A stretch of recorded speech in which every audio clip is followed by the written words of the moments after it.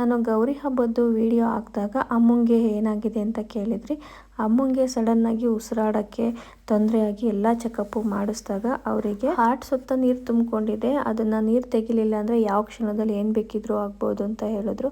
So ಸಡನ್ನಾಗಿ admit ಮಾಡಿ ಅದು ನೀರೆಲ್ಲ ತೆಗ್ಸಾಯಿತು. ಹಾಸ್ಪಿಟಲಲ್ಲಿ ಒಂದು 4 ಡೇಸ್ ಇದ್ದರು. ಅವರು ಗೌರಿ ಹಬ್ಬದ ದಿನ ಡಿಸ್ಚಾರ್ಜ್ ಆದರು ಅಂತ ನನ್ನ ಗೌರಿ ಹಬ್ಬದ ವಿಡಿಯೋದಲ್ಲೇ ಎಲ್ಲ ಹೇಳಿದ್ದೀನಿ.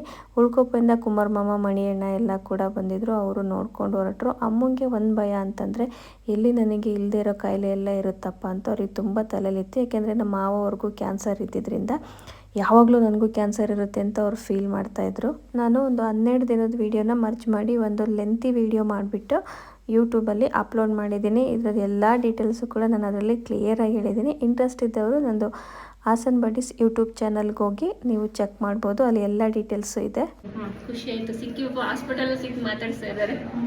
10 ಡೇಸ್ ಆದಮೇಲೆ ಒಂದು ಚೆಕಪ್ ಇತ್ತು. ಅಮ್ಮ ಆರಾಮಾಗಿ ನಡೀತಾ ಇದ್ದಾರೆ. ಡಾಕ್ಟರ್ ಮತ್ತೆ ಒಂದು ಎಕೋ ಮಾಡಿ ಎಲ್ಲ ಚೆಕ್ ಮಾಡಿ ಏನೂ ಪ್ರಾಬ್ಲಮ್ ಇಲ್ಲ, ಎಲ್ಲ ಟೆಸ್ಟಿಗೆ ಕಳಿಸಿದ್ದೆಲ್ಲ ನಾರ್ಮಲ್ ಬಂದಿದೆ, ರೆಸ್ಟ್ ಮಾಡಿ ಚೆನ್ನಾಗಿ ಊಟ ತಿಂಡಿ ಮಾಡ್ಕೊಂಡು ಆರಾಮಾಗಿರಿ ಅಂತ ಹೇಳಿದ್ರು. ಮತ್ತು 1 ಮಂತಿಗೆ ಇನ್ನೊಂದು ಸಲ ಚೆಕಪ್ ಮಾಡಿಸಿ ಎವ್ರಿ 3 ಮಂತ್ಸು ಆರ್ 6 ಮಂತಿಗೆ ಒಂದ್ಸಲ ಇನ್ನೊಂದು ಚೆಕಪ್ ಮಾಡಿಸ್ತಾ ಇರಬೇಕಂತೆ. ನೀರು ತುಂಬ್ಕೊಳ್ಳೋ ಚಾನ್ಸಸ್ ಇರುತ್ತೆ ಅಂತ ಹೇಳಿದ್ದಾರೆ. ಬಟ್ ಎಲ್ಲ ಇವಾಗ ಸದ್ಯಕ್ಕೆ ನಾರ್ಮಲ್ ಇದೆ. ಇನ್ನೊಂದ್ಸಲ ಹೇಳಿ. ನಾರ್ಮಲ್ ಬಂತು ಶಿವ.